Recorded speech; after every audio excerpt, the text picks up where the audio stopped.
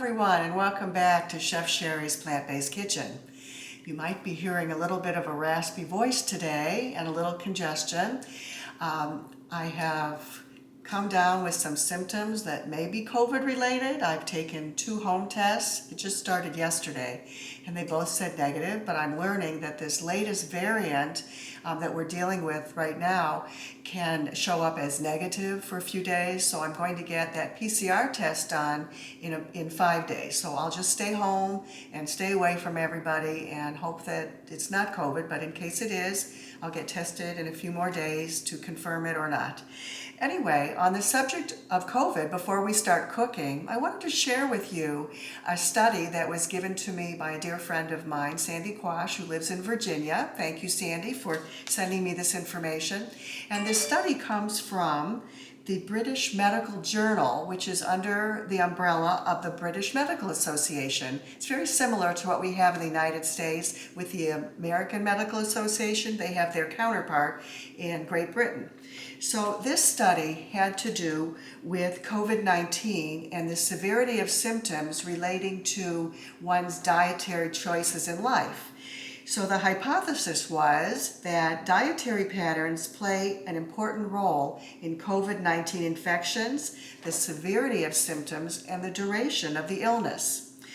So this study looked at 2,884 frontline healthcare workers in 6 countries: France, Germany, Italy, Spain, the UK, and the United States. And the findings were very interesting and something that we've heard a lot about in the plant-based community, but I'm not sure that the general public knows this. So I'm going to tell you what they found. They found that those participants in the study who ate a plant-based diet had 73% lower odds of moderate to severe COVID-19. 73% lower odds. If you ate a pescatarian diet, that was the second best thing. That's keeping a pretty vegetarian diet with just fish. It was 53%, somewhere around that range. So quite a significant difference between pescatarians, who were the next best on this list, and plant-based eaters like myself. So I'm hoping that if I do have COVID, that it stays mild like this. I can handle this and I'll stay away from everybody. But I'm feeling well enough to be in the kitchen cooking today. Another dear friend of ours, John Gagliardi, brought me some wonderful peaches that he gets from this man. I think he travels from Georgia. Is that right, Dale? Or is it Michigan? So, yeah. It's either Michigan or Georgia, with these unbelievable sweet peaches. So I said, what can I do with all of them? I can't eat them fast enough and they're going to go bad. So I said, peach cobbler. So I went into my recipe drawer and I found this recipe that I've made before, but I'm going to make it even healthier. So instead of using maple syrup to sweeten it, we're going to use something called date syrup. And we're also going to use these medjool dates that I have to make a date paste, and I'll show you what it looks like. But medjool dates are just so moist and so juicy and so sweet.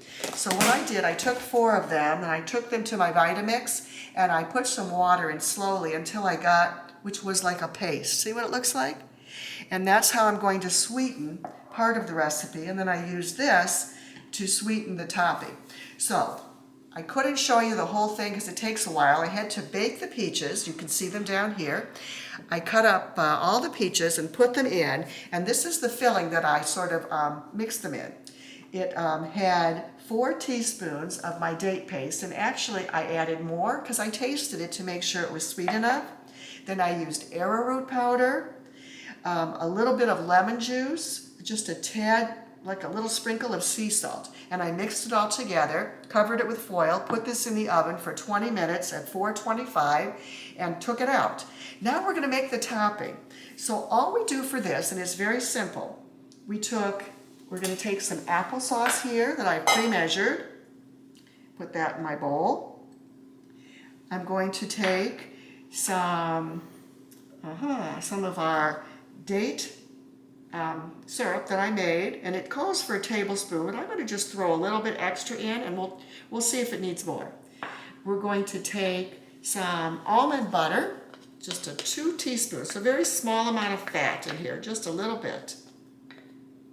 And then we have some vanilla And what else was in there? Apple cider vinegar, just a little bit. I'm gonna mix that up in this little bowl here. And then all you do is you take some oat flour, and of course I don't buy oat flour, I take oatmeal and I put it in the Vitamix. Becomes a flour consistency, it looks like that. And a little baking powder and a drop of sea salt. And I'm going to combine these things together. So let's see what happens.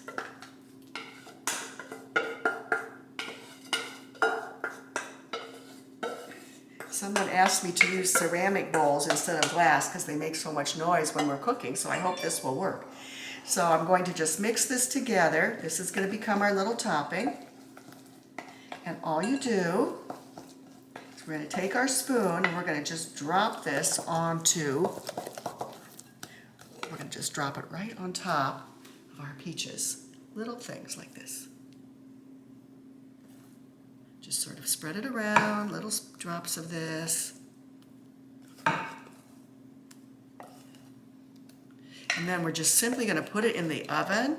And I think we're going to just have to bake it for 20 to 30 minutes uncovered until this browns up. You want this to look nice and brown. The topping, just move that around just a little bit more. And